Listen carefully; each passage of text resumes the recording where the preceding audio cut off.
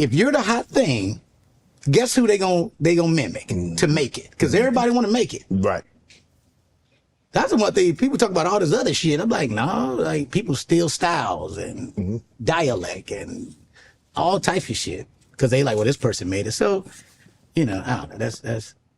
I love, and let me give you some props too, because and any other comic that does this after this, we realize how mainstream you are. I don't know if you know that shit, and you've only had us on here. And so I think, you know, for the most part, you know, I told my story, hopefully inspired somebody. That's what we should be doing. Right. Telling our stories and promoting each other. Not even just in stand-up, in fucking movies or TV. We have movies like The Color Purple. Dion Cole, a comic, is in Color Purple. Come on, man. That's crazy. Comic View, Def Jam is in a reimagined movie in Color Purple. Wow. That's crazy. Yeah. And so we have all these things happening. We got the Ava DuVernays and the movies like Origin and fucking American Fiction. Man, I watch and I love everybody. Now I don't know like cornball shit. I just love, Shannon, I love this shit. You know, I've been, once again, your show has kicked off. Outside that interview, so many conversations happening. And, you know, one of the things that people don't realize, once again, I was telling you earlier that everybody's journey is different. Correct. You know, I did hear Katt say, like, you know, he was talking about Kevin Hart. Like, well, Kevin Hart, how many people you know come to L.A. with a movie and a sitcom and this and that? Well, unfortunately, I was watching it. I'm like, dang, Katt he don't know about the festival circuit. He don't know. Jesus Christ. You know how Kevin gets deals like that? You go to the Just for Laughs Festival in Montreal, which is one of the biggest comedy festivals in the world. You know what happens at the Montreal Comedy Festival? You go up on stage, have a great 5 to 10 minutes, and the next day, you're meeting with studio execs that are actually there. They were giving people deals at these festivals. That festival helped change my life. They still do that? Still do it. It's still the biggest. Like a lot of us go now and get awards from it now. I got an award as a breakout comedy star a couple years ago. And I remember my speech, I teared up giving my speech. You know why? Because I sat in the back of that room 10 years ago as a new face comic. It was like, one day I'm going to be up there to get an award. And I got my award and it was packed in there. And I told the comics, I had a little speech in there. I said, let's forget the speech. I sat in that last seat back there. And watched the award show and spoke that up that I was going to be up there getting this one day. You know, I'll say this once again, you don't know everybody's journey like that. Right. You don't. And I think people got to be okay with not understanding different parts of the game. Like, brother, the festival, a lot of people it was a time, the early 2000s, man, they was giving out deals at the HBO Aspen Festival and the Just for Laughs Festival. They was giving cats like $500,000 and having like just money. I think Katt might have been one of the people that got one of those deals at one point. Whatever opportunities you get, that's on you what you do with it. Right. You can't judge nobody else how they took the ball and ran with it. Right. Yeah. So that's why I had to say that. Katt gave me some advice to this day that I've kept with me, which is very interesting. It was weird when he gave it to me. We was at the Improv. D-Ray, he still do Monday nights at the Improv. And I got off stage, had a great set. And one of the cats and one of his homies said like, yo, Katt want to, say what's up to you. And I go say what's up to him. And he didn't really say hi nothing. He just gave me this advice. That's all it was. I was like, oh man, what's up, man? I'm a big fan, blah, blah, blah. He's like, don't let these niggas burn you out.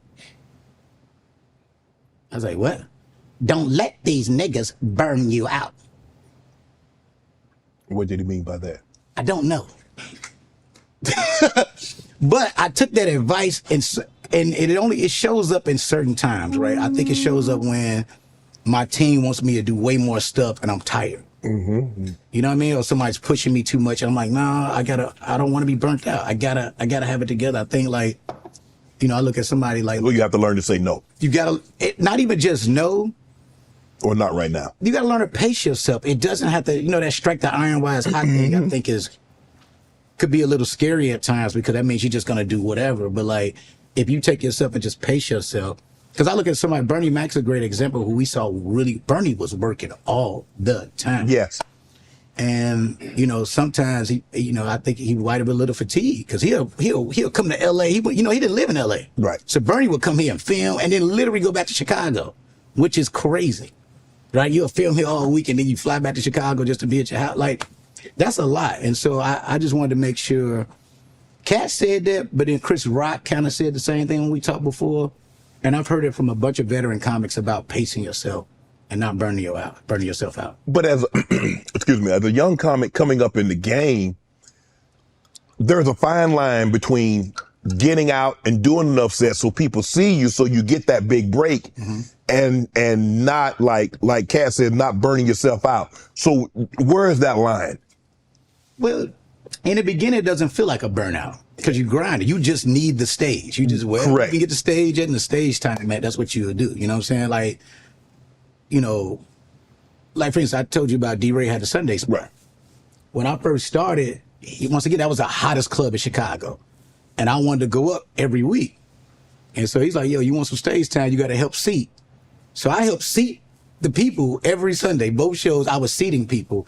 And I'm be catching a lot of shit from comedians. Like, damn, how you going to do that? That's not degrading. That's not da-da-da-da. I'm like, nah, because I get a chance to go up on the hottest stage every single week in front of the biggest crowd every single week. Right. So I don't care how embarrassing it looks. Matter of fact, it gives me a cheat code. I know everybody that's in here. I know what this audience is going to be. I know what their energy is. 'Cause I seated everybody in here.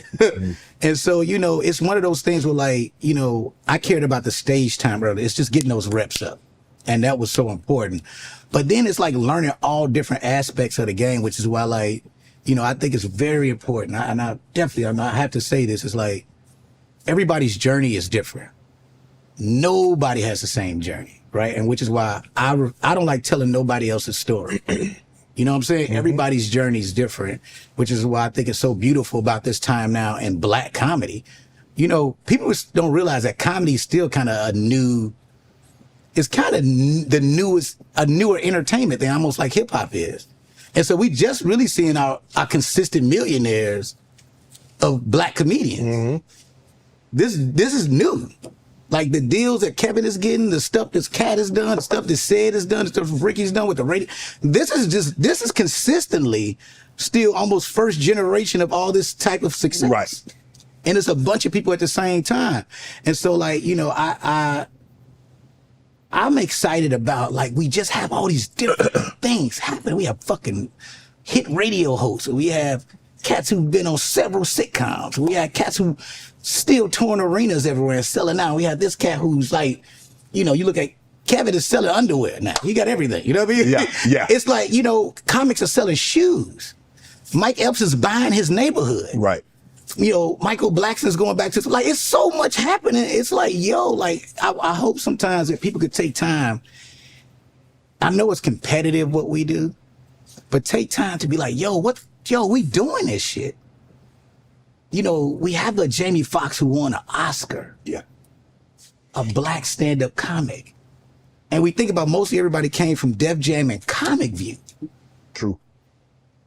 You understand what I'm saying? Like, our people made us stars and now everybody's crossed over. Yeah.